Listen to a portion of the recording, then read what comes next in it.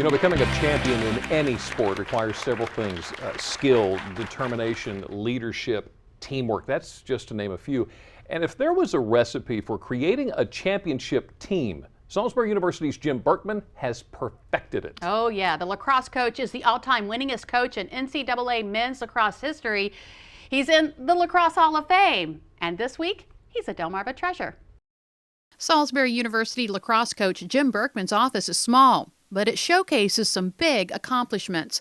For the past 27 years, Berkman has led his Division III teams to 10 NCAA championships. Well, you know, I was fortunate to be in the right place at the right time. Berkman became head coach of the Seagulls in 1988. The program was floundering a little bit. There was only 23 players when I got here, which for lacrosse, that's not very many. And so a lot of recruiting and a lot of effort on the recruiting end to change some hearts and to create a culture. And we were fortunate to get some good people that jumped on the bus. And it wasn't long before that bus set course for the team's first national championship in 1994.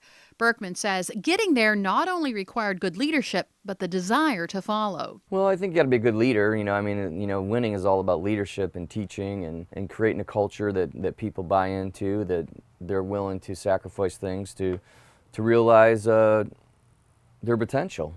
And that's not an easy journey, you know, because if it was easy, everybody could do it. But that journey continued to another NCAA Division III championship the very next year. But that's kind of the culture that we've created here, that, you know, we've always had a lot of guys, because of their teammates, and they see them and they aspire to get to that level, that it inspires them to do those things they're not great, you know, they're not extraordinary things, but they become extraordinary at the ordinary things. I think that's one of the things we've kind of bought into here the last year, that we want to be the best at the fundamentals of the game, and that takes a lot of effort. Berkman's proudest moments would come a decade later when his son Kyler made it up the lacrosse ranks. Next thing you know, my son was in high school, had some success. He became one of our big recruits, you know, and ended up turning down Division I to come and play for us. Ended up being a player of the year, leading us to a couple championships. And like his dad, Kyler was able to pick up his own accolades, such as NCAA National Lacrosse Player of the Year, as well as a 3-time NCAA Most Outstanding Midfielder, just to name a few.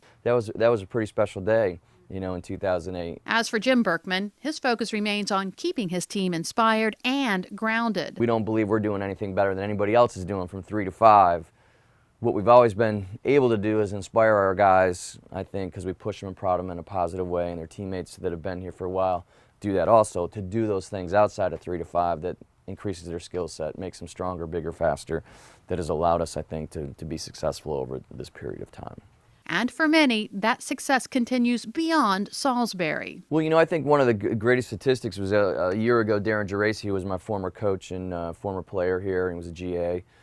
He's like the head of our alumni relations group, and we have an email chain of about 300 kids that have played for me over the time, and he did a little study on that, and we still have 178 guys that are still coaching at all levels today, whether it's Division I, II, III, high school, their daughter's team.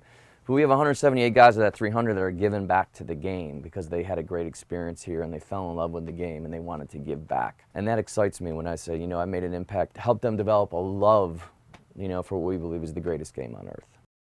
Now, Berkman's son, Kyler, went on to take the head coaching position at Aurora University outside Chicago. Berkman's daughter, Jennifer, also played lacrosse at Salisbury University, winning a ring, playing for SU's first women's national championship team. So I guess you could say it runs in the family. Wow. Well, in his case, it looks like his career and his family are one and the same.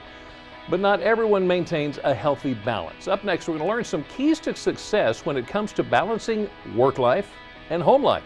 Procrastination may be keeping you down. Up next, we learn a few simple tricks that may help keep you focused and inspire more productivity. Is it your child you have to keep focused? We're also going to learn about 2 apps that may help your kids become more responsible and your house cleaner.